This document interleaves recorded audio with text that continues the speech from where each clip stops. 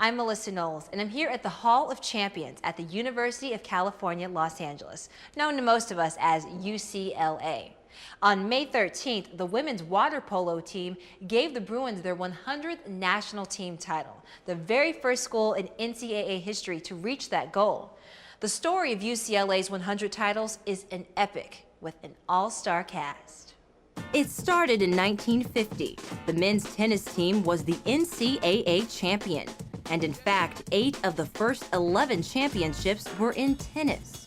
And then in 1964, the Wizard of Westwood, John Wooden, started winning championships on the basketball court. He won 10 of them in 11 years. Although Coach Wooden may be the most famous UCLA mentor, the leader in Bruin championships is the men's volleyball team with 19. And all of those teams from 1970 to the championship team of 2006 have been coached by one man, Al Skates. My office is right next to Al Skates, and he's won 19 national championships, more than any other coach in any other sport in the country. So you're surrounded by greatness constantly, and with that comes a little bit of pressure, and comes the high expectations of winning a championship. The softball team of 1982 was the first women's team to win an NCAA championship. And talk about equity. In the 26 years that the NCAA has awarded both men's and women's titles, UCLA has won 30 men's titles and 30 women's titles. So perhaps it was fitting that a women's athletic program claim UCLA's 100th crown. There was a lot of talk about the number 100 this year with all the teams, I think. And with us winning number 99 last year, it was a long time since another team got a championship. We tried to downplay the number 100 thing as much as we could. Being a Bruin myself, and having so much pride in coaching at this university, there is a sense of pressure. I think it became more important to them that they won as a team. The opportunity for women now is great. That many women's championships. It's really special, and it's a really cool thing to see because it hasn't been around for that long.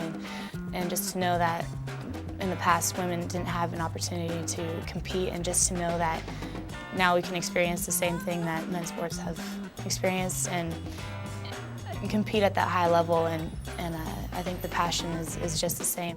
Overall, 16 different Bruin programs have collected national crowns, 5 in women's water polo and women's gymnastics, 8 each to the men's track and field and men's water polo teams, 10 in softball, 11 in men's basketball, and 16 by the guys who started it all 57 years ago, the men's tennis program.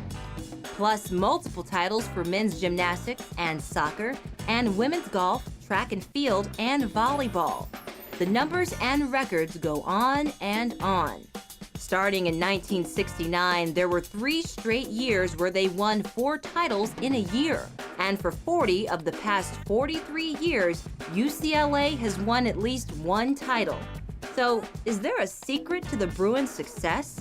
Having worn the uniform myself as a baseball player back in the day, I know how special it was to represent this university in the field of play.